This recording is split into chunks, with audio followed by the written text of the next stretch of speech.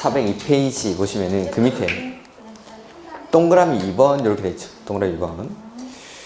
동의의 철회 또는 반대의 사유 표시 시기는 다음 각호의 기준에 따른다라고 되어 있습니다. 그래서 1번. 동의 철회 또는 반대의 사유 표시는 해당 동의에 따른 인허가 등을 밑줄 신청하기 전까지. 그래서 원칙적으로 동의를 했다가 철회하는 건 항상 인허가 등을 신청하기 전까지만. 지금 402페이지 맨 밑에 하고 있습니다. 이제 403페이지. 2번 보면은 1호에도 불구하고 다음 각목의 동의는 최초 동의한 날부터 밑줄 30일까지만 처리할 수 있다. 그래서 원칙 동의는 각종 인허가 등을 신청하기 전까지 할 수 있지만 이 동의는 최초 동의한 날부터 30일까지만 해서 밑에 보면은 가해, 정비구역 해제에 대한 동의 밑줄, 그 다음에 나의 조합 설립에 대한 동의, 요 두 가지. 요 두 가지 동의는 최초 동의한 날부터 30일까지만 처리가 됩니다. 근데 다시 위로 올라가 보면은 다만 돼 있죠. 남목의 동의. 남목의 동의가 바로 조합 설립에 대한 동의죠. 이 조합 설립에 대한 동의는 30일이 지나지 않았다 하더라도 밑줄 창립 총회를 개최한 후면 처리할 수 없습니다. 네, 동그라미 3번.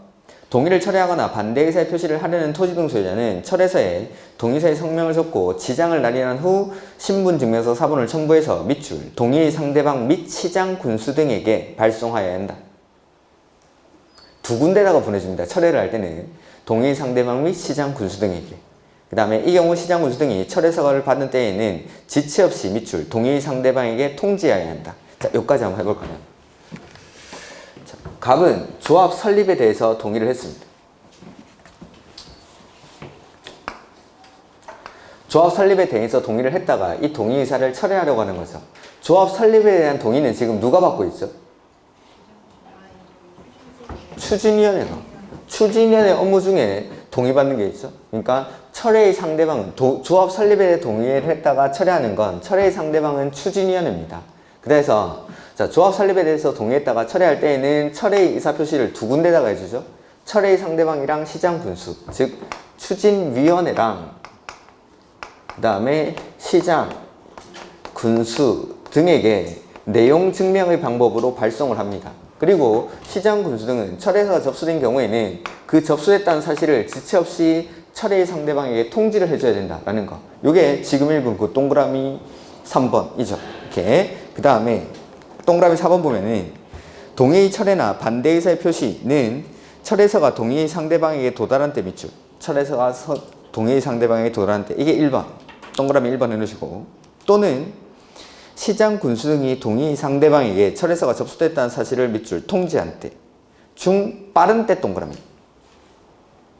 효력이 발생 밑줄. 자, 여기다 날짜를 붙여보죠. 갑이 4월 10일에 철회서를 두 군데다가 발송을 했습니다. 그래서 시장 군수 등에게는 뭐 11일 날 도달을 했다라고 해보고 추진위원회에는 무슨 이유인지 모르겠지만 13일 날 도달을 한 겁니다. 그리고 시장 군수 등은 철회서가 접수된 경우에는 철회의 상대방에게 지체 없이 통지를 해줘야 되죠. 그 통지한 날이 12일이라고 해보죠. 그러면은 자, 철회의 효력이 발생하는 시기는 거기 동그라미 4번에 읽었던 게 철회서가 동의의 상대방에게 도달한 때, 이 지금 그림에서 며칠이죠?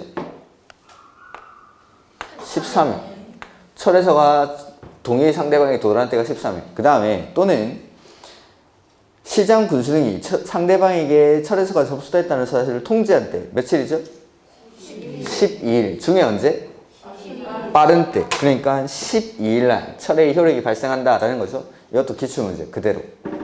이렇게. 그래서 날짜를 넣어가지고 언제 효력이 발생하는지 그런 것들이 시험에 나온 적이 있습니다. 그래서 비교해야 되는 날짜가 12일, 지금 이 문제에서는 12일과 13일을 비교해서 이때 중에 빠른 때 효력이 발생한다라는 거죠. 그래서 시장 군수 등이 철회의 상대방에게 철회서가 접수됐다는 사실을 통지한 때랑 철회의 상대방에게 철회서가 도달한 때 중에 빠른 때 이렇게 이때 효력이 발생한다라는 거. 그 다음에 동그라미 2번. 원래는 지장을 날인하는 방법으로 동의나 철회를 해야 되는데 지장을 날인할 수 없는 사람도 있겠죠. 해외에 체류한다든지 법인이라든지 이럴 때는 인감증명서를 제출할 수 있다는 겁니다. 이게 토지 등 소유자가 해외에 장기 체류하거나 법인인 경우 등 불가피한 사유가 있다고 시장군수 등이 인정하는 경우에는 토지 등 소유자의 인감 도장을 찍은 서면 동의서에 인감 증명서를 첨부하는 방법으로 할 수 있다. 이렇게. 그 다음에 뭐 거민을 받아야 된다 이런 것들인데 이런 것은 참고로 보십시오. 그 다음에 가로 2번 토지 등 소유자 동의서의 재사용 특례라고 되어 있죠. 동의서를 다시 쓸 수 있다라는 겁니다. 보면은 조합 설립 인가를 받은 후 동의서의 위조, 동의 철회, 동의율 미달 또는 동의자 수 산정 방법에 관한 하자 등으로 다툼이 있는 경우 다음의 어느 하나에 해당하는 때에는 동의서의 유효성에 다툼이 없는 토지 등 소유자의 동의서를 다시 사용할 수 있다라고 해서 다음 페이지 보면은 조합 설립 인가, 무효 또는 취소 소송 중 일부 동의서를 추가 또는 보완하여 조합 설립 변경 인가를 신청할 때, 그러니까 누가 막 동의를 했다가 철회하고 그 다음에 동의를 받는데 하자라는 이유로 인해 가지고 동의서가 접수됐다는 사실이 무효되는 거죠. 그래서 동의 요건이 미달했습니다. 그리고 나서 다시 조합 설립 인가를 신청할 때, 이렇게 변경 인가를 신청할 때, 내지는 법원 판결로 조합 설립 인가 무효 또는 취소가 확정되고 나서, 그러니까 조합이 없어졌습니다. 그리고 다시 조합 설립 인가를 신청할 때, 그때는 다툼이 없는 동의서는 다시 쓸 수가 있다라는 겁니다. 근데 그냥 쓸 수는 없겠죠, 당연히. 동그라미 2번. 이거는 뭐 아직 시험에는 잘 등장하진 않는 겁니다. 조합이 토지 등 소유자의 동의서를 다시 사용하려면 다음 요건을 충족해야 된다라고 해서 히읗. 토지 등 소유자에게 기존 동의서를 다시 사용할 수 있다는 취지와 반대 의사표시의 절차 및 방법을 설명 고지할 것. 알려줘야겠죠. 그 다음에 니은. 법원 판결로 조합 설립 인가 무효 또는 취소가 확정되어 조합 설립 인가를 다시 신청할 때는 다음의 요건을 갖추라 이 말이죠. 그래서 A에 보면은 조합 설립 인가 무효 또는 취소가 확정된 조합과 새롭게 설립하려는 조합이 추진하려는 정비사업의 밑줄, 목적과 방식이 동일할 것. 당연한 거겠죠. 완전 다른 사업하는데 동의서를 다시 쓰고 이러면 안 됩니다. 그 다음에 지금 동의한 걸 다시 쓰려고 하는데 10년 있다가 다시 쓴답니다. 그런 건 말도 안 되죠. 그래서 일정 기간 안에 3년 안에 창립총회를 개최해야 됩니다. 3년 밑줄 하시고 창립총회를 개최할 것. 이렇게. 이런 것들이 토지 등 소유자의 동의했던 걸 다시 쓰겠다라는 거. 이렇게. 그 다음에 뭐 3번 이런 것들은 이제 우리가 개발법에서 했던 거죠. 개발법 조합이랑 마찬가지로 정비법 조합 역시 성격은 법인으로 합니다. 그래서 인가받으면 성립합니까? 등기해야 성립합니까? 등기. 조합은 조합을 인가받은 날로부터 30일 이내 주된 사무소 소지에 설립 등기한 때 성립합니다. 미추. 등기한 때 성립한다. 뭐 뭘 등기하는지는 됐고 가로 3번에 조합의 명칭에는 정비사업조합이라는 문자를 사용해야 한다. 미추라죠. 그러니까 다른 조합들과 구분하기 위해서 정비법 조합은 정비사업조합이라는 문자를 사용합니다. 그래서 혹시나 뭐 조합원이 돼보시면 분은 아시겠지만 땡땡 2구역 재개발, 재건축, 정비, 사업, 조합 이렇게 되어 있습니다. 명칭이 항상. 그 다음에 조합원의 자격. 조합원이 될 수 있는 사람 누구죠? 토지 등 소유자. 토지 등 소유자. 다만 재건축 사업은 누구만? 밑줄 동의한 자만. 재건축 사업은 동의한 자만. 오케이. 다만 다음의 어느 하나에 해당한 때에는 여러 명을 대표하는 밑줄 한 명을 조합원으로 본다. 해서 공유일 때, 공유하고 있을 때는 한 명만. 2번, 여러 명의 토지 등 소유자가 한 세대에 속하는 때, 즉 아버지 하나, 아들 하나, 어머니 하나, 한 명입니다. 조합원을. 근데 그 뒤에 보면은 이 경우 동일한 세대별 주민등록부상 등재되어 있지 아니한 배우 및 배우자 및 미혼인 19세 미만의 직계 비속은 한 세대로 보며 라고 돼 있죠. 그 뒤에는 그냥 보지 마시고, 그러니까 부부긴 부부인데 주민등록표 상에 따로 거주하고 있는 겁니다. 그거 한 명입니다. 한 명. 그 다음에 19세 미만 미성년자인 직계 비속이 역시 독립세대로 따로 살고 있죠. 역시 한 명입니다. 한 세대로 봅니다. 한 세대로. 그 다음에 3번. 조합 설립 인가 후 한 명의 토지 등 소유자로부터 토지 또는 건축물의 소유권이나 지상권을 양수해서 여러 명이 소유하게 될 때 역시 한 명으로 보는 거죠. 뭐 이런 건 당연하겠죠. 조합 설립 인가 받고 나서 막 쪼개는 겁니다. 당연히 한 명으로. 이렇게. 그 다음에 가로 2번. 자, 이건 뭐냐면 우리 재개발이나 재건축 조합원의 지위를 사고 팔고 하는 게 가능합니까? 아니긴 뭘 또 아닙니까? 되지. 재개발, 재건축 조합원의 지위 사고 팔고 할 수 있습니다. 내 재산인데. 내 재산인데. 그래서 조합원의 지위 양도 원칙 자유입니다. 해서 조합원으로부터 그 조합원이 소유하고 있던 토지나 건물을 이전받은 자는 그 사람을 조합원으로 봅니다. 이전받은 사람은 양수인을. 그러니까 원칙적으로는 그러니까 이 재개발이나 재건축이라는 게 40년 된 아파트 뭐 이런 것들 내가 원래 이 아파트의 소유자였죠. 이 아파트를 사고 팔고 하는 겁니다. 됩니까? 안 됩니까? 되죠. 내 재산인데 사고 팔고 하는 게 원칙은 자유죠. 다만 금지되는 곳은 투기과열지구에서 금지가 되는 겁니다. 그러니까 우리가 뉴스라든지 신문지상에서 접하게 되는 것들은 이러한 위반 행위들을 보게 되기 때문에 이런 것들이 원칙 안 되는 줄 알았는데 되죠. 원칙은 되는데 예외적으로 투기, 과열, 지구에서 금지가 됩니다. 투기, 과열, 지구에서. 오케이. 그러니까 재개발, 재건축 구역 앞에 그렇게 공인중개사 사무소가 많은 이유가 이거 하려고 전매하려고. 이걸 해야 돈 버니까.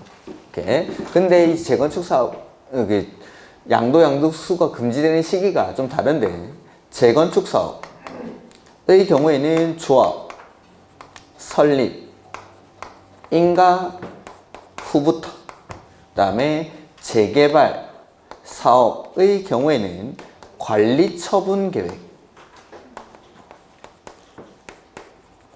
인가 후부터 금지가 됩니다. 그러니까 재개발 사업은 좀 더 늦게까지 가지고 있어도 되는 거죠. 이렇게. 그래서 조합원의 지위 양도 원칙은 자유지만 투기과열지구에서 재건축 사업은 언제부터? 조합, 설립, 인가 후부터. 재개발 사업은 관리 처분 계획 인가 후부터 금지가 됩니다. 다만 이 투기과열지구 아니라도 전매 가능 사유에 해당하면 그때는 사고 팔고 하는 게 가능합니다. 그래서 보면은 가로 2번에 주택법에 따른 밑줄 투기과열지구로 지정된 지역에서 밑줄 재건축 사업은 조합 설립 인가 후, 재개발 사업은 관리 처분 계획 인가 후, 해당 정비 사업의 건축물 또는 토지를 양수 한 자는 조합원이 될 수 없다. 그러니까 원칙은 조합원으로부터 기존 토지나 건물을 양수한 자는 그 사람을 조합원으로 보는데 투기과열지구에서는 금지시키겠다라는 겁니다. 근데 가로 안에 보면은 상속 이혼으로 인한 양도 양수는 제외 밑줄. 상속 이혼. 이 조합원 지위 하나 때문에 이혼을 못하고 이러면 안 되겠죠. 상속 이혼은 제외됩니다. 이렇게. 심각하게 고민하시는 분이 있으면 됩니다.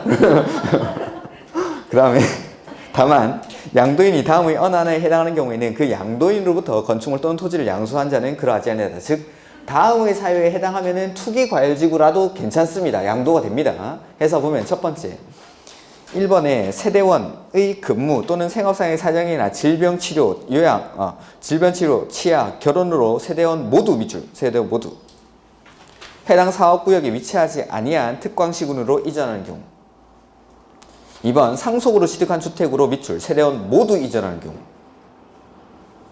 그 다음에 세대원 모두 밑줄, 해외로 이주하거나 2년 이상 해외에 체류하는 경우. 일부 가면 안 됩니다. 모두 가야 됩니다. 기록이 안 된 물. 이게 주택법에 가면은 똑같은 사유들이 나올 겁니다. 나중에 전매 가능 사유라고 해서. 이렇게. 그 다음에 동그라미 4번 1세대 1주택자 밑줄. 양도하는 주택에 대한 소유기간 및 거주기간이 대통령령으로 정하는 기간 이상의 경우 해서 그 밑에 대통령령으로 정하는 기간 해서 1번에 소유기간은 10년, 거주기간은 5년 밑줄. 상속받았을 때는 피상속인의 소유기간, 거주기간을 합산합니다. 이렇게. 그러니까 투기과열지구 안에서 1세대 1주택자로서 10년 이상 소유하고 있고 거주기간이 5년 이상이다. 이 말은 투기 목적이 아니기 때문에 이 사람은 전매할 수 있다는 겁니다. 이렇게. 그래서 투기과열지구 안에서 이러한 양도 양수를 금지하는 건 투기를 방지하기 위해서인데 1세대 1주택자로서 10년 이상 소유하고 있고 거주기간이 5년 이상이다. 이 사람은 투기 목적이 아니라는 걸로 보는 거죠. 이렇게. 그래서 이 사람은 전매가 가능하다. 그 다음에 위에 1번, 2번, 3번과 같은 사정이 있을 때도 전매할 수 있습니다. 그 다음에 동그라미 5번 그 밖에 불가피한 사정으로 양도하는 경우로서 대통령령으로 정하는 경우 기읍, 니은, 디귿 요것만 좀 설명을 드리면은 거기는 이제 3년만 체크를 하시면 됩니다. 조합, 설립, 인가를 받은 날로부터 3년 안에 사업, 시행, 계획, 인가, 신청이 없거나 사업 시행계획 인가받은 날로부터 역시 3년 안에 착공이 없는 경우. 그 다음에 착공한 날로부터 3년 안에 준공되지 않았을 때. 이때는 팔고 나갈 수가 있다라는 겁니다. 요 중간중간의 기간들이 3년, 3년, 3년 이게 거기 있는 기읍, 니은, 디귿입니다. 이걸 왜 설명을 드리냐면은 요게 예전에는 2년, 2년, 3년 이었는데 개정이 됐습니다. 오케이. 자, 왜 그런지 한번 보죠. 여기 지금 투기과열지구에서 전매할 수 있는 사유를 하는 거죠. 2018년도에 투기과열지구가 지정이 됐죠. 그 이전에 한 10년 동안 투기과열지구가 지정된 곳이 없었습니다. 그러니까 2008년 그때가 마지막으로 투기과열지구가 지정이 돼 있다가 그때 이제 싹 해제를 했습니다. 그 금융위기 왔을 때 해제를 하고 쭉 하다가 주택가격이 너무 폭등을 하니까 2018년도에 강남부터 시작해가지고 투기과열지구를 지정하는 거죠. 자, 투기과열지구 안에서 재개발, 재건축 구역 안에 토지를 소유하고 있는 사람, 건물을 소유하고 있는 사람들은 자기가 실거주하기 위해서 거주하는 경우도 있겠지만은 요걸 투기 목적으로 소유하는 경우도 많겠죠. 투자 목적으로. 근데 이 사람들 투기과열지구로 지정을 해버리면은 이제 재건축은 조합 설립 인가 후부터 재개발 사업은 관리 처분 계획 인가 후부터 조합원의 지위 양도가 안 됩니다. 안 됩니다. 근데 이 재건축, 재개발 조합의 사업 단계가 지금 요때 정도라고 해보죠. 요때. 그래서 사업 시행계획 인가를 아직 신청하지 않았는데 조합 설립하고 나서 한 1년 8개월 정도가 경과를 했습니다. 이렇게. 내지는 사업 시행계획 인가 받고 나서 아직 착공하기 이전인데 1년 한 10개월 정도가 경과했다라고 해보죠. 내가 조합원이라면 사업 시행계획 인가 신청하고 착공하고 합니까? 기존 조문 같으면 하면 안 됩니다. 예전에는 이게 2년이었죠. 그러면은 한 4개월, 2개월 정도만 버티면 투기과열지구지만 전매가 되는 거죠, 이제. 전매가. 원래 2년일 때는 조합 설립하고 나서 1년 8개월, 1년 10개월, 내지는 사업 시행계획 인가 받고 나서 착공하기 전인데 1년 8개월, 1년 10개월 정도가 지난 겁니다. 이거 안 합니다, 일부러. 지연을 계속 시키는 거죠. 해가지고 이걸 2년을 넘겨버리면 그때부터는 투기과열지구라도 이거 조합원의 지위가 양도가 되는 겁니다. 해서 이 투기과열지구를 지정하고 사업을 일부러 지체를 해버리니까 이것들 봐라. 3년 3년 개정. 이렇게. 투기를 방지하기 위해서. 그러니까 의미가 좀 있는 거기 때문에 3년만 기억을 하시면 됩니다. 그러니까 3년 안에 이러한 것들이 시행이 안 되고 있다는 건 사업이 뭔가 제대로 진행이 안 되고 있는 거죠. 사업이 제대로 진행이 안 되고 있음에도 불구하고 투기과열지구라고 계속 이거 양도 안 돼 라고 하면은 사유재산을 침해하는 결과가 되니까 이러한 것들이 일정 기간이 지나고 나면은 양도를 할 수 있게끔 하는데 이 기존에 2년일 때 사업을 일부러 지체하는 경우가 있다 보니까 이걸 3년으로 늘린 겁니다. 개정은 2년, 3년에서 3년으로 어쨌든 3년이라는 거 싹 다 이렇게 3년만 좀 기억을 하시고 나머지는 뭐 경공매가 시행될 때입니다. 하우스푸어인데 이거 팔고 나가야죠. 이렇게 뭐 그런 것들이니까 크게 신경 쓸 필요는 없고 그 밑에서는 3년짜리들만 좀 기억을 하시고 이렇게. 그 다음에 가로 3번에 사업 시행자는 가로 2의 1부터 5 외의 부분의 본문에 따라 조합원의 자격을 취득할 수 없는 자. 그러니까 투기과열지구에서 조합 설립 인가 후부터 관리처분계획 인가 후부터 조합원의 지위를 넘겨받은 사람들은 이 사람들은 조합원 될 수 없죠. 현금으로 청산하고 내보냅니다. 이렇게 해서 조합원의 자격을 취득할 수 없는 경우 정비사업의 토지, 건축물 또는 그 밖의 권리를 취득한 자에게 손실보상을 해야 한다. 손실보상한다는 게 현금 청산하고 내보내겠다라는 겁니다. 이렇게. 그 다음에 정관의 기재사항 뭐 이런 것들은 다 외울 수는 없습니다. 이렇게. 그래서 이런 것들이 시험에 안 나오는 게 아니라 이걸 외워서 풀기가 거의 불가능에 가까우니까 이런 것들을 버리자는 겁니다. 대신에 이런 것들은 문제 풀다가 이렇게 보면은 조합에는 들어가면 안 되는 것들이 몇 가지 있습니다. 딱 읽어보면 문백상 사업 전체를 이해하고 있으면 충분히 골라낼 수 있는 정도로 문제를 내는 거니까 따로 외우지는 마십시오. 이런 것들은. 그 다음에 가로 2번에 표준정관이 중요한 게 아니라 앞에 시도지사 밑줄. 시도지사는 표준정관을 작성해서 보급할 수 있다. 예전에는 국장이 있었는데 이걸 시도지사로 바꿨습니다. 다음 페이지. 자, 조합이 정관을 변경할 때. 자, 보면은 조합에 대한 인가는 정관에 대한 인가라고 생각하시면 됩니다. 정관에 대한 인가. 그러니까 우리가 개발법에서는 구역 지정하고 나서 몇 명이 모이죠?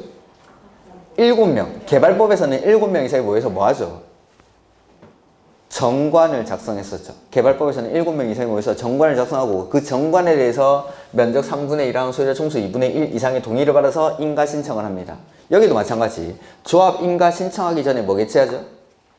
창립총회를 개최하고 나서 여기서 뭐 합니까? 정관을 확정하죠. 그러면 이 확정된 정관에 대해서 인가 신청을 하는 겁니다. 그러면 정관을 변경할 때는 뭐 받을까요? 인가. 처음에 정관에 대해서 인가를 받았으니까 정관을 변경할 때도 인가 받습니다. 그리고 정관은 조합의 헌법과 같은 역할을 하는 중요한 거죠. 그래서 정관을 변경할 때는 동의 요건 자체가 상당히 높습니다. 원칙, 과반수가 찬성을 해야 된다. 밑줄. 조합을 정관을 변경하는 경우에는 총회를 개최해서 조합원 밑줄, 과반수 찬성. 그러니까 아까 일반 의결 정족수가 과반수 찬성의, 과반수 출석의 과반수 찬성이었죠. 그거보다 이게 훨씬 높은 겁니다. 조금 이따가 설명드리죠. 과반수 찬성을 해야 되는데 일부 정관을 변경할 때는 3분의 2 이상이 찬성을 해야 된다라는 밑줄. 3분의 2 이상이 찬성. 그래서 가로 1의 2 내지 4, 8, 13, 16 요거는 3분의 2 이상이 찬성을 해야 된다. 요것도 시험에 자주 나오는데 다시 앞으로 가보죠. 그래서 3분의 2가 찬성을 해야 변경할 수 있는 거. 그게 2번에 조합원의 자격. 노트에는 그게 다 빼놨습니다. 거기. 자격. 자격의 자 동그라미 자. 그 다음에 조합원의 제명, 탈퇴, 교체. 이게 3번이죠. 그 다음에 정비구역의 위치나 면적. 요거는 9에다가 동그라미. 정비구역의 위치나 면적. 그 다음에 8번에 조합원의 비용부담에서 비용부담. 그 다음에 9번에 정비사업 B. 역시 B. 9번에 아니에요. 죄송합니다. 정비사업 B 13번 정비사업 B. 그거 안 봐도 됩니다. 그 노트에는 옆에다 써놨습니다. 오른쪽 왼쪽 그쪽에 써 있습니다. 그 다음에 16번 시공자 설계자. 거기 시 동그라미 설 동그라미 해서 동그라미 치면 자, 제, 구, 비, 시, 설. 조합원의 조합원의 자격, 제명, 탈퇴, 교체, 정비구역의 위치나 면적, 그 다음에 조합원의 비용부담, 정비사업 B, 시공자, 설계자, 정관의 내용 중에 이런 거 바꿀 때는 3분의 2 이상이 찬성을 해야 됩니다. 이것도 시험에 무지 나왔어요. 그래서 정관은 중요한 거기 때문에 원칙적으로 과반수가 찬성을 해야 되는데 3분의 2 이상이 찬성을 해야 정관의 내용 중에 변경할 수 있는 게 요거. 자, 제, 구, 비, 시, 설.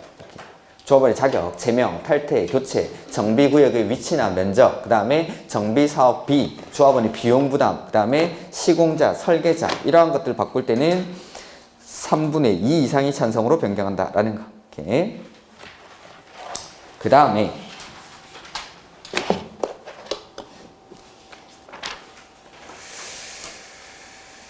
408페이지 경미한 사항 변경할 때는 신고하면 된다라는 거죠. 그 다음에 조합의 임원 408페이지 가로 1번에 보면은 자 이게 요거 조합 임원의 자격 요건입니다. 자격 요건. 정비조합의 임원이 되려는 자는 이러한 요건을 갖춰야 됩니다. 이 시험 문제입니다. 올해 6번에 가로 1번 시험에 나옵니다. 이건 진짜 6번에 가로 1번 자격 요건. 그래서 조합은 다음의 어느 하나의 요건을 갖춘 조합장 1명과 이사, 감사를 임원으로 둔다. 이 경우 조합장은 밑줄 하시고 선임일부터 밑줄 관리처분계획 인가일까지 거주하여야 한다. 밑줄. 장사하는 사람은 영업을 해야 된다. 밑줄. 이게 투기 목적으로 들어오는 걸 방지하기 위해서 이 사람들 조합 임원의 자격 요건을 신설했습니다. 3년? 2년 전인데 아직 안 나왔는데 이거는 올해 나올 때가 됐습니다. 이제. 이거 무조건 나옵니다. 그래서 조합장은 선임일부터 관리처분계획 인가일까지. 왜 관리처분계획 인가일까지냐면 관리처분계획 인가를 받고 나면 그 정비구역 안에 있는 건물을 철거를 합니다. 철거하기 때문에 더 이상 살 수가 없습니다. 관리처분계획 인가일까지 거주를 해야 된다. 그리고 나머지 임원들도 박스 안에 보면 선임 당시 거주하고 있는 자 밑줄 로서 선임일 직전 밑줄 3년 동안 거주기간이 1년 이상일 것 쭉 밑줄 하십시오. 선임일 직전 3년 동안 거주기간이 1년 이상. 그 다음에 정비구역 안에 있는 토지나 건축물을 얼마 이상? 5년 이상 소유하고 있을 것. 당연히 재건축 사업에서는 건축물 및 그 부속 토지를 5년간 소유해야 됩니다.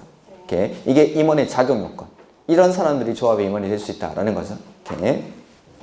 그 다음에 가로 2번에 조합의 두는 이사와 감사의 수는 대통령령으로 정하는 범위라고 해서 가로 안에 보면은 조합의 두는 이사의 수는 밑줄 3명 이상, 감사는 1명 이상 3명이야. 쭉쭉쭉 밑줄 알수 있고, 그 다음에 조합원이 100명을 넘는 경우에는 이사를 5명 이상으로 구성할 수 있다. 다시 이사는 원칙 몇 명 이상이죠? 3명 이상. 감사는 1명 이상, 3명 이하. 다만 조합원이 100명을 넘는 경우에는 이사를 5명 이상으로 구성할 수 있다. 이렇게. 그다음에 아까 우리 추진위원회에서 봤던 것들, 뭐 임원 선출에 관한 내용을 준용한다라고 했던 게 지금 밑에 나오는 요겁니다. 그래서 조합 임원의 선출에 관해서는 선관위에다가 위탁할 수 있습니다. 그러니까 아파트 대표 뽑는데 그거를 헌법상 기구, 대통령 직속 기구에다가 위임을 하죠. 그만큼 비리가 많은 겁니다. 그만큼. 선거관리위원회. 그 다음에 조합 임원의 임기는 밑줄 3년 이하. 그리고 맨 끝에 연임할 수 있다 밑줄. 그리고 조합 임원의 선출 방법 등에 관해서는 정관으로 정한다. 이렇게 돼 있고, 다만 시장군수 등은 다음의 어느 하나에 해당하는 경우 시도 조례로 정하는 바에 따라 변호사, 회계사, 기술사 등 대통령령으로 정하는 요건을 갖춘 자를 밑줄 전문조합 관리인으로 선정하여 임원의 업무를 대행하게 할 수 있다. 그러니까 임원이 좀 비리비리한 거죠. 그러면은 이제 시장 군수 등이 변호사, 회계사 뭐 이런 사람들을 전문조합 관리인으로, 그러니까 임원의 업무를 대신하는 사람을 선정을 해버릴 수 있습니다. 이렇게. 그래서 조합 임원의 사임, 해임, 임기 만료, 그 밖에 불가피한 사유 등으로 직무를 수행할 수 없는 경우 6개월 이상 선임되지 않을 때, 그 다음에 총회에서 조합원 과반수 출석과 출석 조합원 과반수 동의로 전문조합 관리인 선정을 요청하는 경우, 임원이 막 이렇게 일도 제대로 안 하고 이러면은 이런 사람으로 바꿔달라고 하는 겁니다. 전문조합 관리인을 선정해달라고. 그 다음에 6번 이런 건 뭐 상세하게는 보지 마시죠. 그 다음에 410페이지.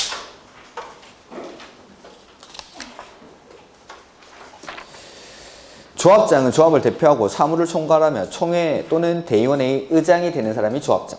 그 다음에 조합장이 대의원의 의장이 되는 경우 밑줄 대의원으로 본다. 자, 조합장은 대의원의 의장이 됩니다. 그때는 그 조합장을 대의원으로 보지만 나머지 임원들은 대의원을 겸할 수 없습니다. 그러니까 조합장만 대의원이 될 수 있고 나머지 임원들은 대의원이 안 됩니다. 그 다음에 조합장 또는 이사의 자기를 위한 조합과의 계약이나 소송에 관해서는 누가? 감사가 조합을 대표한다. 이런 거 땡큐. 4번. 조합 임원은 같은 목적의 정비 사업을 하는 다른 조합의 임원 또는 직원을 겸할 수가 없다. 이게 겸직금지 의무죠. 그 다음에 결격사유. 임원이랑 전문조합 관리인도 이런 사람들은 전문조합 관리인이 될 수 없습니다. 임원이랑 똑같은 거니까 전문조합 관리인이라는 게. 그래서 1번부터 4번까지는 똑같은 거죠. 개발법이랑. 그래서 그런 것들 한번 읽어보시고 5번에 이 법을 위반해서 벌금 얼마? 100만 원 이상의 형을 선고받고 얼마? 10년이 경과하지 아니한 자입니다. 그거 5년 아닙니다. 10년이 경과하지 아니한 자. 그 다음에 임원들이 이러한 결격사유에 해당하게 되면 보통 언제는 자격을 상실한다고 했죠? 당연퇴임. 그래서 당연퇴임. 근데 개발법은 다음날. 그 개발법이 좀 특이한 겁니다. 개발법은 다음날인데 보통의 결격사유에 해당하게 되면 당연퇴임합니다. 당연퇴임. 그래서 여기서도 당연퇴임. 그 다음에 가로 3번에 퇴임된 임원이 퇴임 전에 관련 행위는 효력을 잃지 않는다. 뭐 이런 것들 밑줄 해두시고, 그 다음에 조합 임원은 밑줄, 조합원 10분의 1 이상의 요구. 자, 나중에 나오겠지만 총회를 소집할 때는 조합원 5분의 1 이상의 요구로 소집을 해야 됩니다. 근데 임원 자를 때, 임원 해임에 관해서는 10분의 1 이상만 요구해도 됩니다. 훨씬 쉬운 거죠. 그러니까 원칙적으로는 총회 소집할 때 조합원 5분의 1 이상의 요구를 해야 되는데 임원의 해임에 관한 사항은 10분의 1만 요구해도 됩니다. 그리고 과반수 출석과 출석 과반수 찬성으로 해임할 수 있습니다. 이 경우 요구자 대표로 선출된 자가 해임 총회 소집 및 진행을 할 때에는 조합장의 권한을 대행한다. 이 안건이 조합장 자르자입니다. 그럼 조합장이 회의를 소집할 수는 진행할 수는 없겠죠. 그 다음에 총회에서 과반수 출석과 출석 조합원 과반수 동의로 전문조합 관리인 선정을 요청한 경우에 대한 규정에 따라 시장군수 등이 전문조합 관리인을 선정한 경우 전문조합 관리인이 업무를 대행한 임원은 당연 퇴임한다. 그렇죠. 임원을 대신해서 전문조합 관리인을 선정을 했으니까 기존에 있던 임원은 당연 퇴임하는 겁니다. 이렇게. 그 다음에 총회 소집. 조합에는 조합원으로 구성되는 총회를 준다. 네, 필수 기간입니다. 총회라는 건. 그 다음에 총회는 거기 조합장의 직권 밑줄 소집하거나 토지등 소유자 5분의 1, 조합원 5분의 1 이상 밑줄. 그 다음에 가로 띄워놓고 대의원 3분의 2 이상의 요구로 조합장이 소집합니다. 우리 아까 창립총회를 소집할 때는 추진위원장의 직권으로 소집하거나 토지등 소유자 5분의 1 이상의 요구로 추진위원장이 소집합니다. 근데 총회, 일반 총회는 이제 조합이 만들어졌죠? 조합이 만들어졌으니까 조합장이 직권으로 소집하거나 조합원 5분의 1 이상 그리고 대의원 3분의 2 이상. 그러면 창립총회는 대의원이 소집할 수 없습니까? 없죠. 창립총회에서 대의원을 선임을 하니까 이때는 대의원이 없습니다. 이렇게. 그래서 공허만 뭐 똑같죠. 그 다음에 가로 안에 보면은 정관의 기재사항 중 조합 임원의 권리, 의무, 보수, 선임 방법, 변경 및 해임. 그래서 아까 위에서 나왔었는데 조합 임원의 해임에 관한 사항은 조합원 10분의 1 이상의 요구로 소집할 수 있죠. 그 해임뿐만 아니라 조합 임원의 권리, 의무, 보수, 선임 방법, 변경이나 해임 이런 것들 임원들 이제 비리 저지르면 자르기가 쉬워진 겁니다. 10분의 1 이상의 요구로 소집할 수 있습니다. 임원의 권리, 의무에 관한 사항은. 그 다음에 가로 3번에 조합 임원의 사임, 해임 또는 임기 만료 후 6개월 이상 조합 임원이 선임되지 아니한 경우에는 업무 집행이 제대로 안 되겠죠. 그럴 때는 아주 예외적으로 밑줄, 시장, 군수 등이 총회를 소집할 수 있다. 그 다음에 총회를 소집하려는 자는 총회가 개최되기 밑줄 7일 전까지. 아까 참고로 창립총회는 14일 전까지였습니다. 일반 총회는 7일 전까지 회의 목적, 안건, 일시, 장소 이런 것들을 알려줍니다. 그 다음에 뭐 5번은 이런 건 됐지. 그 다음에 총회 의결.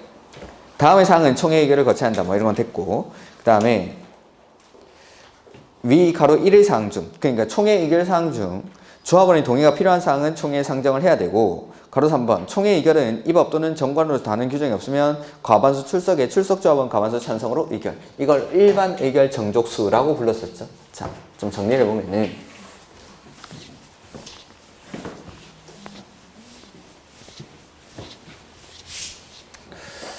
우리 이제 우리 법에만 나오는 게 아니라 일반적으로 이제 회사 같은 데서 회의를 개최하면은 의사 정족수라는 게 있습니다. 의사 정족수.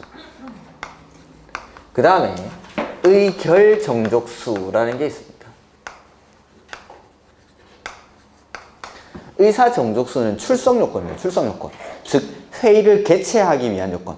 일정 수 이상의 인원이 출석을 해야 정식으로 회의를 개최할 수 있다라는 거고, 자, 아까 총회를 소집하려고 할 때는 회의 목적, 안건, 일시, 장소 등을 미리 알려주죠.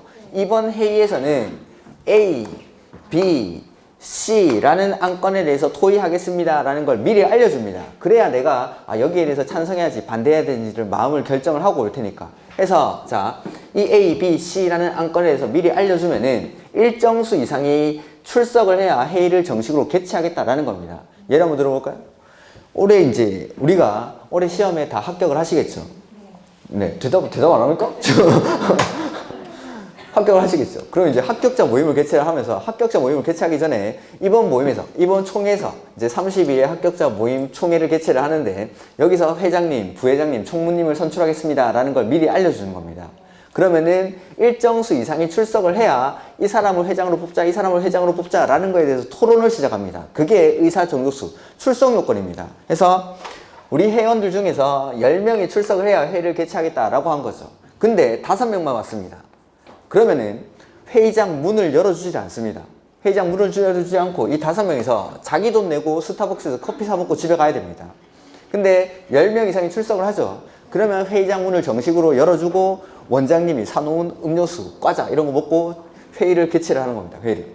이렇게. 그 다음에 이제 회의를 개최하고 나면 A라는 안건에 대해서 통과시키기 위한 요건을 의결 정족수라고 하는 겁니다. 의결 정족수. 요거는 회의가 개최되기 위한 요건, 이거는 A라는 안건을 통과시키기 위한 요건. 해서 의사 정족수부터 보면은 원칙은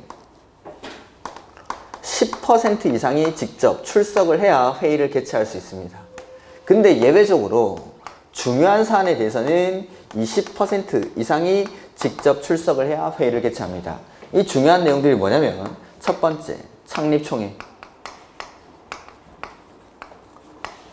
그 다음에 두 번째는 사업 시행 계획서. 그 다음에 세 번째는 관리 처분 계획. 그 다음에 네 번째는 정비사업비. 이러한 사항에 대해서는 20%가 출석을 해야 회의장 문을 열어 회의를 정식으로 개최하기 위한 요건. 자, 회의가 개최가 됐죠. 10%, 20% 출석을 해서. 그럼 이제 A, B, C라는 안건에 대해서 통과시키려고 합니다. 그때 필요한 게 의결 정족수. 의사 결정을 할 때 필요한 거. 그래서 이만큼이 찬성을 해야 A라는 안건을 통과시키겠다라는 건데, 원칙. 거기 나와 있죠? 과반수 출석에 출석 과반수 찬성으로 의결을 합니다.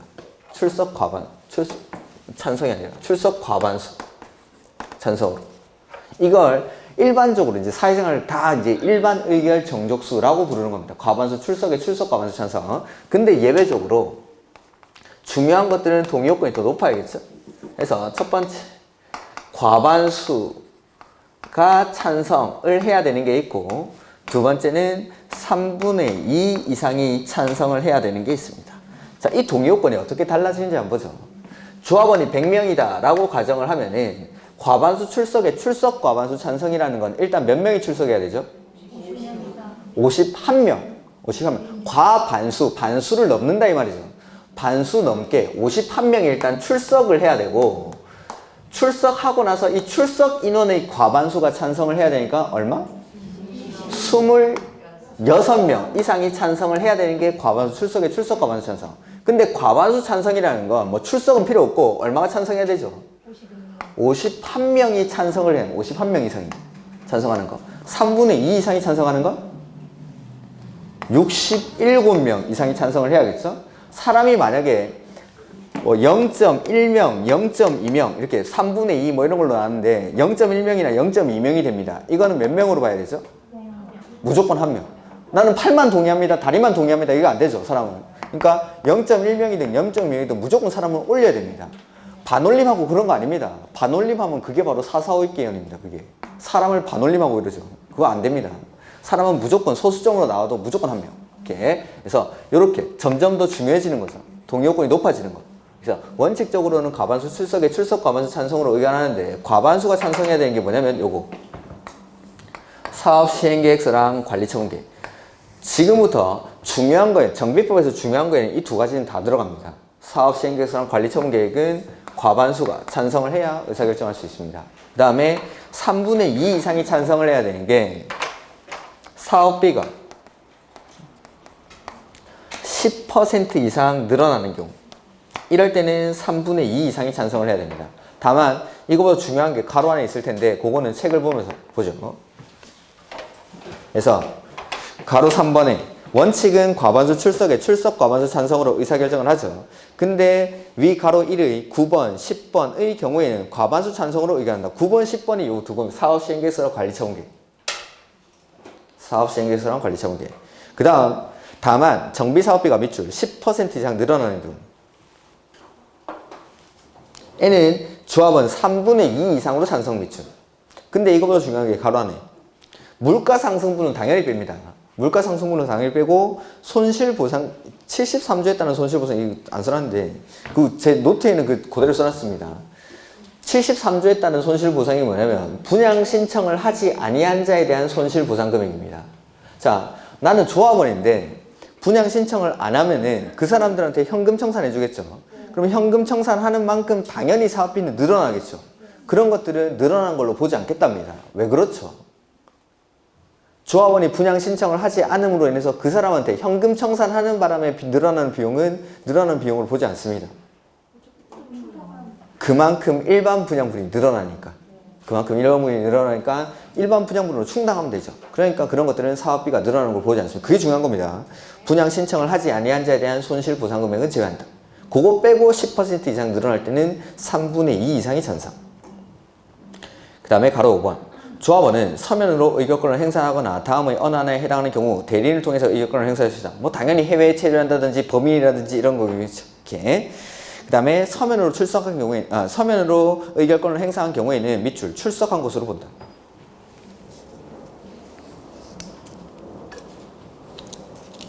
그 다음에 가로 6번. 이게 이제 의사 정족수죠. 원칙은 얼마가 출석해야 됩니까?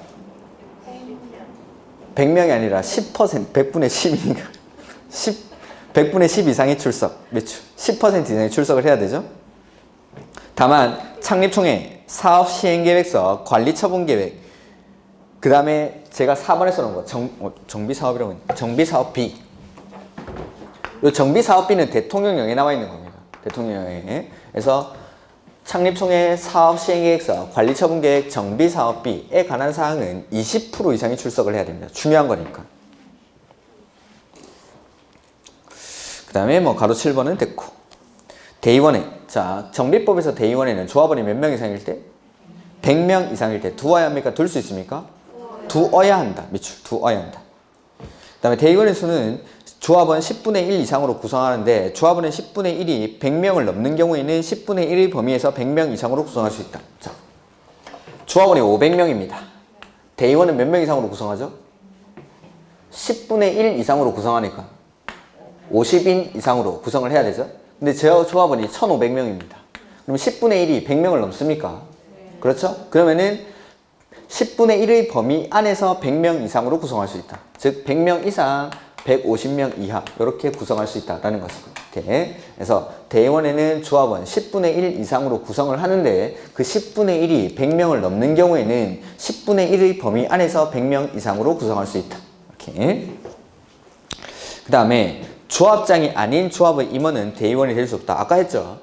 조합장은 대의원회의 의장이 되기 때문에 그 조합장은 대의원회의 의장이 됐을 때 대의원으로 보지만 나머지 임원들은 대의원을 겸할 수가 없습니다. 그 다음에 대의원회는 총회의 의결사항 중 다음의 대통령령으로 정한 사항 외에는 총회의 권한을 대행할 수 있다. 즉 이게 정비법에서 총회의 정권사항입니다. 우리 개발법에서 총회에서만 결정해야 되는 게 있었죠. 개발법에서 총회의 정권사항이 뭐였죠? 정화라 게임의 정관, 환지계획, 개발계획, 임원의 선임, 조합의 합병이나 해산. 요거는 개발법에서 총회의 정권사항.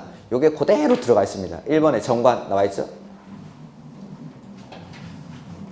그 다음에 이 똑같은 것들부터 먼저 찾아보면은 7번, 8번. 사업시행계획이랑 관리처분계획. 제일 중요한 거 다 들어간다고 했죠. 사업시행계획이랑 관리처분계획을 환지계획이랑 개발계획 대신 넣으면 되겠죠. 그 다음에 임원의 선임은 아마 6번에 임원의 선임. 자, 개발법에서는 임원의 선임이라고 돼 있었는데 여기는 임원의 선임뿐만 아니라 해임까지. 그 다음에 대의원의 선임이나 해임도 총회에서 결정합니다. 임원의 선임이나 해임이랑 대의원의 선임과 해임도. 그 다음에 조합의 합병이나 해산은 10번에 조합의 합병 내지는 해산. 그러니까 정화나 게임회가 그대로 똑같이 들어가 있죠. 이렇게 1번에 정관, 그 다음에 환지계획, 개발계획 대신에 요거 사업시행계획이랑 관리처분계획. 그 다음에 개발법에서는 임원의 선임이라고만 돼 있었는데 여기는 임원의 선임뿐만 아니라 해임, 그 다음에 대의원의 선임이나 해임도 반드시 총회에서 선임합니다. 그 다음에 조합의 합병 내지는 해산. 이제 가로 안에 있는 것들 볼 건데, 자, 7번, 8번에 사업시행계획서랑 관리처분계획에서 경미한 사항의 변경은 제외합니다. 경미한 사항의 변경은 우리 개발법에서도 환지계획이나 개발계획에서 경미한 사항의 변경은 제외됐습니다. 그 다음에 6번에 임원의 선임이나 해임, 대의원의 선임이나 해임인데 다만 정관으로 정하는 바에 따라 임기 중 고리된 자를 보궐 선임하는 경우는 제외입니다. 그러니까 보궐 선임은 대의원에서 대신할 수 있다는 거죠. 다만 그렇다 하더라도 가로 안에 조합장은 안 됩니다. 조합장은 제외. 그러니까 조합장은 보궐 선임도 총회에서 합니다. 조합장은 지금 어디 하고 있는지 알죠? 414페이지 6번 하고 있죠. 그 다음에 10번에 조합의 합병 또는 해산인데 다만 사업 완료로 인한 해산인 경우는 제외. 우리 개발법에서 이 해산에서 청산금의 징수 교부가 완료된 이후 해산하는 경우는 제외라고 했습니다. 이것도 똑같죠. 사업이 완료된 이후에 해산하는 경우는 중요한 내용이 아닙니다. 그래서 이 개발법은 5가지밖에 안 되니까 시험에 무수히 나왔고 이 정비법의 총회 정권사항도 최근에 조금 나오고 있습니다. 최근에 나왔던 게 그거 아까 조합장 보궐선임은 총회에서 해야 된다는 거, 그게 시험에 나왔었고 나머지 내용들도 이제 조금씩 나오고 있습니다. 그래서 일단은 요 5가지 대응되는 것들부터 기억을 하는데 나머지는 돈 관련된 내용들이 많습니다. 앞에 보면은 2번에 자금의 차익과 그 방법, 이자율, 상환 방법에 관한 사항. 이 사업비가 정비사업 같은 거는 몇 천억씩 되죠. 큰 데는 막 조 단위 가는 데도 있고. 그러니까 몇천 원씩 돼 있는데 이런 것들 이자율이 조금만 달라져도 분담금이 엄청나게 달라지겠죠. 이런 것들. 그 다음에 3번 예산으로 정한 사항 외에 조합원에게 부담이 되는 계약에 관한 사항. 이런 것들. 당연히 그러니까 조합원들의 분담 규모가 늘어나는 것들은 총회에서 결정한다고 생각하시면 됩니다. 그 다음에 4번에 사람 바꿀 때 시공자, 설계자, 감정평가업자, 그 다음에 5번에 보시면은 정비사업 전문관리업자, 사람 바꾸는 거.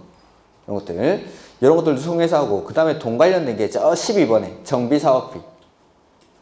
그러니까 돈 관련된 거나 사람 바꿀 때 이런 것들은 총회에서 결정한다라고 생각하시고, 일단은 요 5가지 대응되는 것들부터 좀 기억을 하시죠. 이렇게. 그 다음에 가로 5번에 대의원의 수, 선임 방법, 절차 뭐 이런 것들은 됐습니다. 이거 보정하십시오. 요까지가 조합. 요까지 조합.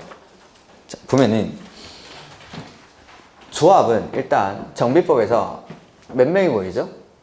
5명 이상. 구역을 지정하고 나서 5명 이상의 추진위원이 모여가지고 추진위원회를 구성하는데, 추진위원회를 구성하려고 할 때는 토지공소에 얼마의 동의를 받죠? 과반수 동의 받아서 시장 군수 등에게 승인을 받습니다. 그리고 추진위원회가 하는 일은 정비사업 전문관리업자를 선정하고, 설계자를 선정하고, 계략적인 사업 시행계획서를 작성하고, 조합 설립을 위한 각종 준비 업무를 하는데, 그 준비 업무 중에 중요한 게 동의받는 거. 해서 재개발에서 조합 설립할 때는 소유자 4분의 3이랑 면적 2분의 1, 재건축은 안에서는 각동 과반수랑 4분의 3, 4분의 3, 밖에서는 4분의 3, 3분의 2 이상의 동의를 받아서 조합 설립 인가를 신청하죠. 누구한테? 시장, 군수 등. 근데 이 인가를 신청하기 전에 해야 되는 게 창립총회. 해서 이 창립총회는 동의 후 인가 전에 창립총회를 개최해서 여기서 정관을 확정하고 임원을 선임하고 대의원을 선임합니다. 이렇게. 그 다음에 조합을 설립하고 나면 등기를 해야 성립하죠. 인가받으면 성립하는 거 아니고 등기해야. 그리고 총회는 조합원들로 구성하는데, 정비법에서 조합원이 될 수 있는 사람은 토지 등 소유자. 다만 재건축 사업은 누구만? 동의한 자만. 그리고 대의원에는 조합원이 몇 명 이상일 때? 100명 이상일 때 두어야 합니까? 둘 수 있습니까? 두어야 한다. 그 다음에 이 실행에 옮기는 사람들, 임원들이 조합장, 이사, 감사 해서 임원은 겸직 금지 후 같은 목적의 사업을 하는 다른 조합의 임원이 될 수가 없죠. 그 다음에 결격사유 1번부터 4번까지는 똑같고, 여기서만 나오는 게 벌금 얼마? 100만 원 이상의 현금을 청구받고 10년이 지나지 아니한 자. 그 다음에 자격 요건이라고 해서 조합장은 선임일부터 언제까지? 관리처분계획 인가를 받을 때까지 거주를 해야 되고, 나머지 임원들도 선임 당시 정비구역에 거주하고 있는 자로서 선임일 직전 얼마 동안? 3년 동안 거주기간이 1년 이상일 것. 그 다음에 정비구역 내에 있는 토지나 건물을 얼마 이상 소유해야 되죠? 5년 이상 소유하고 있을 것. 이렇게. 그리고 임원이 이러한 결격사유에 해당하거나 자격 요건을 갖추지 않았다고 판단될 때는 언제 자격을 상실합니까? 당연퇴임. 이렇게. 그 다음에 뭐 나머지 몇 가지 내용들 보면은 정비법에서 조합원의 지위는 양도할 수 있습니까?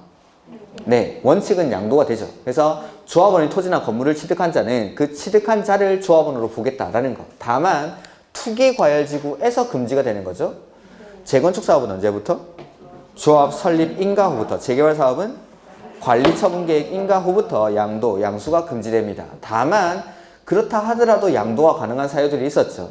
그래서 그 세대원의 근무, 질병치료, 치약, 결혼으로 인해서 세대원 전원이 다른 특광식으로 이전하는 경우, 그 다음에 세대원 전원이 상속받은 주택으로 이주하거나 세대원 전원이 해외로 이주하거나 2년 이상 해외에 체류할 때, 그 다음에 1세대 1주택자로서 소유기간이 10년, 거주기간이 5년 이상일 때, 그 다음에 뒤에 뭐 3년짜리들이 있었죠. 이럴 때는 양도가 가능하다라는 거. 그 다음에 정관을 변경할 때는 원칙은 과반수가 동의를 받아서 인가를 신청합니다.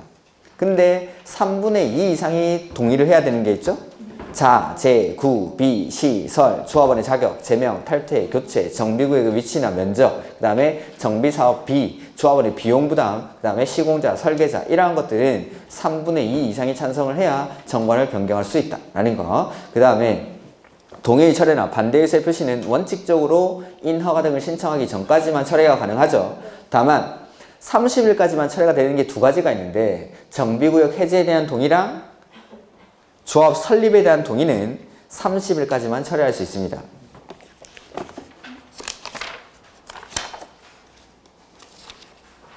403페이지.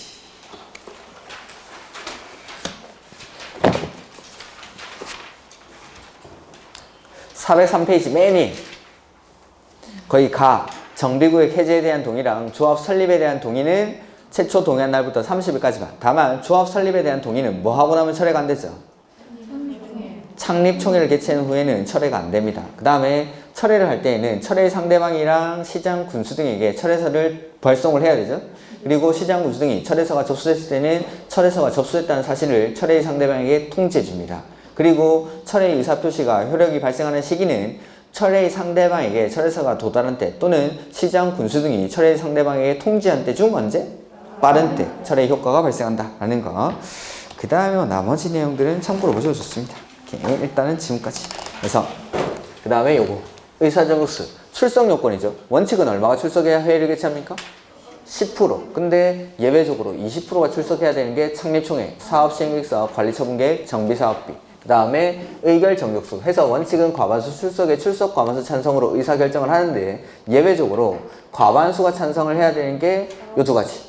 사업시행계획서랑 관리처분계획. 그 다음에 3분의 2 이상이 찬성하는 게 사업비가 얼마? 10% 이상 늘어나는 거. 근데 여기서 제외되는 게 분양 신청을 하지 아니한 자에 대한 손실 보상 금액은 제외합니다. 이렇게. 그 다음에 총회를 소집하려고 할 때는 총회 개최 7일 전까지 회의 목적, 안건, 일시, 장소 등을 알려줘야 되죠. 그 다음에 총회를 소집할 때에는 조합장이 직권으로 소집할 수 있고 조합원 얼마 이상? 5분의 1 이상. 대의원 3분의 2 이상. 한순 씨는 411페이지. 총회 소집 나오죠? 그래서 총회는 조합장이 직권으로 소집할 수 있고 조합원 5분의 1 이상, 대의원 3분의 2 이상의 요구로 조합장이 소집을 하는데 조합 임원의 선임, 해임, 그 다음에 보수, 선임 방법, 변경 이런 것들은 10분의 1 이상의 요구로 선임할 수 있죠. 그리고 조합 임원을 해임할 때는 10분의 1 이상의 요구로 소집된 총회에서 과반수 출석과 출석 과반수 찬성으로 의사결정할 수 있습니다. 이런 것들 이 정도 보시면 되지 않을까 싶습니다. 그 다음에 415페이지 보시면은 주민대표회의라는 게 나옵니다. 주민대표회의. 자, 이건 뭐냐면 415페이지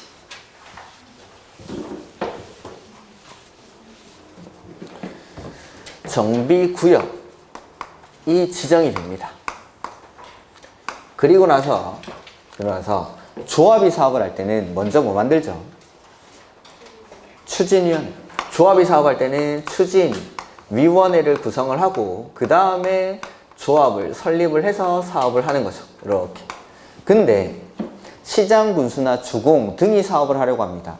자, 조합 만들어서 사업을 할 때는 토지 등 소유자, 조합원들은 총회 출석을 해서 내가 어떠한 사안에 대해서 찬성합니다, 반대합니다, 의사표시를 할 수 있겠죠. 근데 시장 군수나 주공이 사업을 할 때는 토지 등 소유자의 의사를 전달할 기구가 필요하다는 거죠. 그래서 만드는 게 주민 대표회의입니다. 그러니까 조합이 사업을 할 때는 추진위원회를 구성하는 거고 구역시장으로서 시장 군수나 주공의 사업을 원할 때는 주민 대표회의라는 걸 구성합니다. 이렇게 두 가지로 나뉘는 거죠. 그래서 주민 대표회의를 구성하는 절차는 추진위원회 만드는 절차랑 똑같습니다. 그래서 주민 대표회의 구성할 때는 동의요건은 과반동의, 그 다음에 시장 군수 등에게 승인을 받습니다. 이렇게 하는 일도 거의 비슷합니다. 이렇게 보면은 1번에 토지 등 소유자가 시장 군수 등 또는 토지주택공사 등의 사업 시행을 원하는 경우, 그러니까 시장 군수나 주공의 사업 시행을 원할 때 토지 등 소유자가 만드는 게 주민 대표회의입니다. 역시 만드는 시기는 구역 지정 고시 후에. 이렇게. 그 다음에 주민대표회의는 위원장을 포함해서 5명 이상 25명 이하로 구성을 하고, 주민대표회의 구성할 때는 추진이랑 똑같다고 했죠. 동의요건은 과반수 동의 받아서 누구한테 승인받죠? 시장, 군수 등의 승인을 받아야 됩니다. 그 다음 아까 추진위원회 구성에 동의한 자는 조합 설립에도 동의한 것으로 봅니까? 네. 그래서 주민대표회의 구성에 동의한 자는 시장, 군수나 주공의 사업 시행에 동의한 것으로 봅니다. 이렇게. 다만 사업 시행자 지정 요청 전에 반대 의사를 표시한 경우에는 그러하지 아니하다. 아까 마찬가지죠. 추진위원회도 조합 설립인가 신청 전에 조합 설립에 반대 의사를 표시한 경우에는 그러하지 아니하다. 이렇게. 그 다음에 주민대표회의 또는 세입자는 사업 시행자에게 다음의 사항에 관해서 시행 규정을 정할 때에는 밑줄 의견을 제시할 수 있다.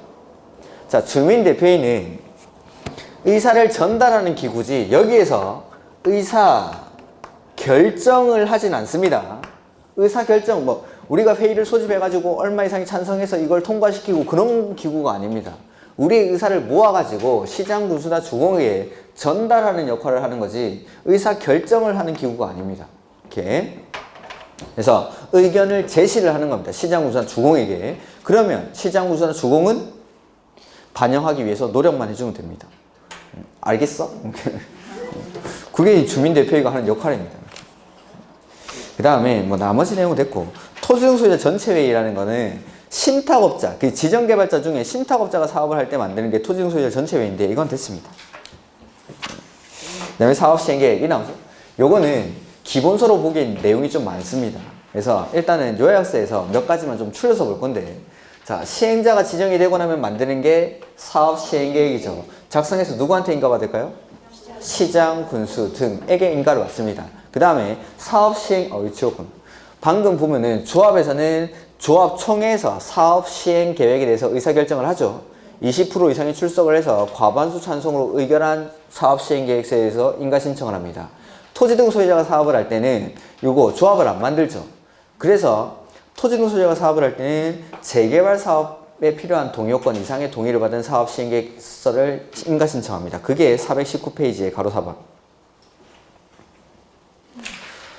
토지 등 소유자가 할 수 있는 사업이 무슨 사업이죠?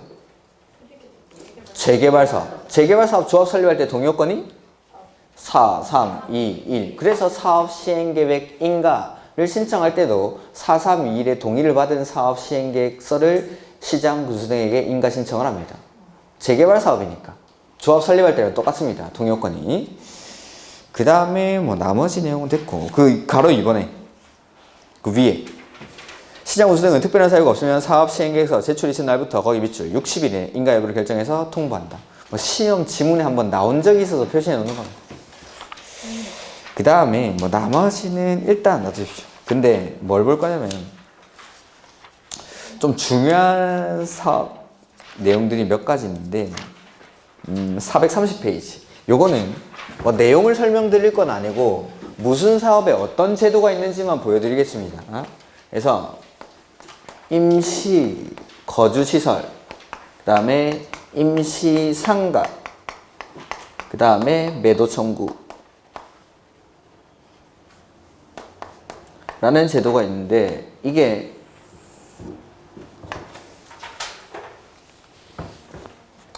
개선사업,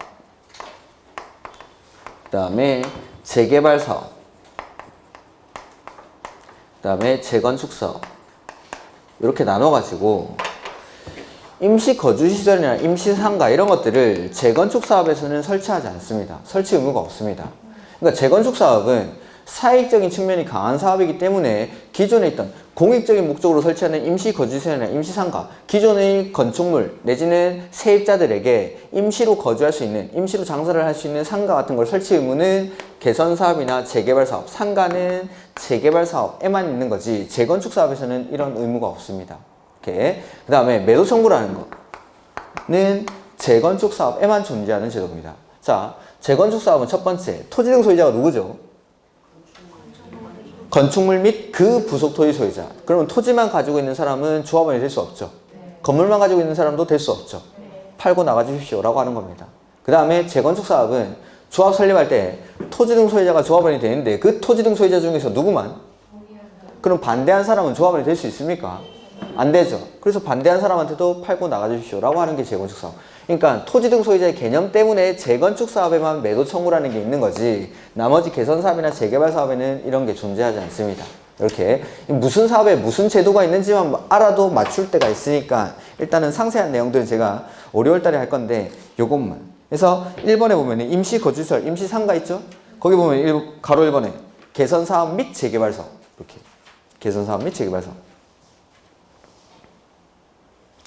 그 다음에 뭐 다음 페이지 보시면은 433페이지 제목에 나와 있죠. 재건축 사업의 매도 청구. 재건축 사업의 매도 청구. 그래서 누구한테 하냐면은 그 가로 3번에 가로 3번이 아니라 2번 보면은 2번의 두 번째 줄 조합 설립 또는 사업 시행자 지정에 동의하지 아니하겠다는 뜻을 해답한 토지 등 소유자. 사업에 반대한 거죠. 내지는 토지만 소유하고 있는 자 또는 건물만 가지고 있는 사람. 이런 사람들한테 매도 청구를 할 수 있다라는 겁니다. 재건축 사업에서. 그래서 반대한 사람이랑 토지나 건물만 가지고 있는 사람들, 이런 사람에게 매도 청구를 하겠다라는 거. 매도 청구하는 절차는 시험에 충분히 나올 수가 있는데 이런 것들은 제가 다음에 한번 정리를 하겠습니다. 그 다음에 시험에 좀 잘 나오는 게 요거는 보면 436페이지 436 우리 그 집 사면 채권도 같이 매입하죠. 국민주택 채권을 매입을 해야 됩니다. 근데 그 국민주택 채권을 주거환경 개선 사업에서는 적용하지 않습니다. 주거환경 개선 사업 이거 어디서 하는 거죠? 달동네. 달동네 사는 사람들한테 야, 집 생겼으니까 채권도 사. 이게 좀 안 되는 건 말이. 그 다음에 주거환경 개선 사업은 보통 달동네에서 하다 보니까 기존의 용도 지역을 그대로 두고는 사업이 제대로 안 되는 거죠. 해서 용도 지역이 지정되는 걸로 보는데 주거환경 개선 사업은 사업의 시행 방식이 총 4가지죠. 셀프, 수용, 환지, 관리 처분 계획 중에서 상대적으로 좀 작게 짓는 거. 셀프 방식이나 환지 방식 이렇게 하나 나누고 그 다음에 상대적으로 좀 많이 짓는 거. 수용이랑 관리 처분 계획 이렇게 나눠가지고 좀 작게 짓는 거. 셀프랑 환지는 2종 일반 주거지역으로 지정된 걸로 봅니다. 그게 밑에 박스죠. 그 436페이지면 밑에 있는 박스. 그래서 개선 사업에서 자력 방식이 이제 셀프 방식이고 환지 방식 요거는 2종 일반. 근데 수용이나 관리 처분 계획은 3종 일반 주거지역으로 지정된 걸로 봅니다. 다만 임대주택을 200세대 이상 건설하는 경우에는 준주거지역으로 더 많이 지어야 되니까 준주거지역으로 지정된 걸로 보겠다. 요 정도. 그리고 좀 상세한 내용들은 제가 요약서에서 몇 가지 좀 더 언급을 드리겠습니다. 이렇게. 그다음에 438페이지 요거는 나중에 볼 겁니다. 나중에. 이렇게. 자, 이제 440페이지. 이렇게 사업 시행계획을 작성을 해서 인가받고 고시하고 나면 사업을 실시하겠죠. 그러면 첫 번째로 하는 게 분양 신청을 받는 단계입니다. 이거 조금 쉬었다가 보도록 하겠습니다.